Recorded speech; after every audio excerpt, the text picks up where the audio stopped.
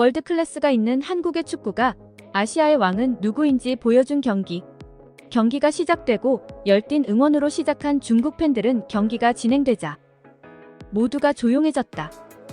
하지만 모든 축구 아시아 대표팀들이 원하지 않는 힘든 중국 원정 경기에 모두가 예상한 것처럼 큰 이변은 일어나지 않았다. 한국은 월드클래스 캡틴 손흥민과 이강인, 김민재 등이 활약하며 한 수 아래 중국을 3대0으로 이겼다. 중국 관중들은 이미 실력 차이가 큰 상대를 통해 그저 넋놓고 바라만 보았다.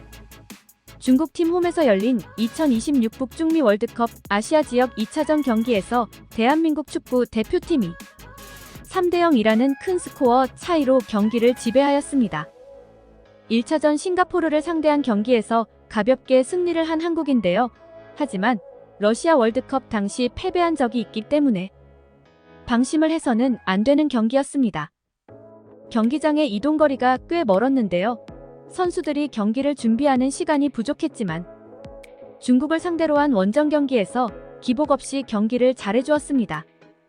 태국과의 1차전을 승리한 중국은 월드컵 본선에 진출하고자 하는 의지가 강했는데요. 중국의 대표 공격수 우레이를 앞세워 무승부가 아닌 이기기 위해 전력을 다한 모습이 보였습니다. 경기 전 중국 선수가 자국 매체와의 인터뷰에서 한국은 아시아 최강이지만 중국의 관중들의 응원이 더해지면 우리도 충분히 해볼 수 있는 경기라고 기대감을 보였는데요. 하지만 그때마다 김민재와 정승재가 중국의 공격을 차단하면서 월드클래스 센터백의 모습을 보여주었죠. 경기 전 모두가 우려했던 중국의 거친 태클과 소림 축구의 모습은 다행히 오늘 잘 나타나지 않았습니다. 클리스만 감독은 싱가폴과 1차전에 이어 이번에도 최고의 전력으로 중국과 2차전을 준비하였습니다. 손흥민을 필두로 이강인, 황희찬 등 유럽파들의 한 차원 높은 드리블과 창의적인 패스 플레이로 중국은 크게 당황하기 시작했습니다. 전반 8분 황희찬이 돌파 이후 패스를 넣어주었고 들어가던 조규성이 슈팅하였으나 골키퍼와 수비의 육탄 방어로 막아내었죠. 하지만 황희찬의 대시를 놓친 수비수는 황희찬을 발로 걸어 페널티킥을 얻었습니다. 캡틴 손흥민은 페널티킥을 침착하게 차 넣어 기분 좋게 선제골을 기록했습니다. 이후 전반이 끝나기 전 코너킥 상황에서 이강인이 올려준 공을 손흥민이 헤딩으로 추가골을 넣었는데요. 보통 헤딩을 잘하지 않는 손흥민이기에 그 역시도 골을 넣고 굉장히 기뻐했습니다.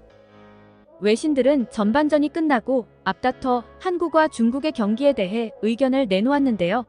환상적인 슈팅과 멋진 궤적의 헤딩골로 중국의 절망감을 안겼다. 보기 드문 손흥민의 헤딩은 중국 팬을 좌절시키기에 충분했다. 이강인의 섬세한 크로스는 한국팀의 한 차원 높은 축구를 만들어냈다. 라며 아시아 최강 한국팀에 찬사를 보냈습니다. 한국팀의 전반에만 2골을 내준 중국은 후반에 들어 전반과 달리 우레이를 빼고 공격 횟수가 줄었습니다.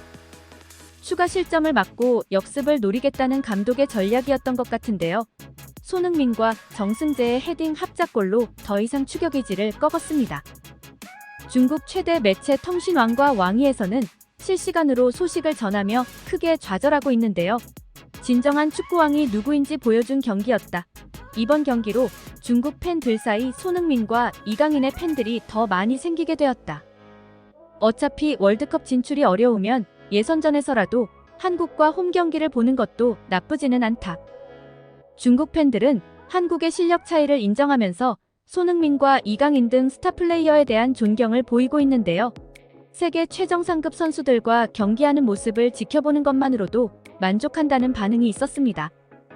오늘 열심히 뛰어준 자랑스러운 한국 대표팀에 응원을 보냅니다.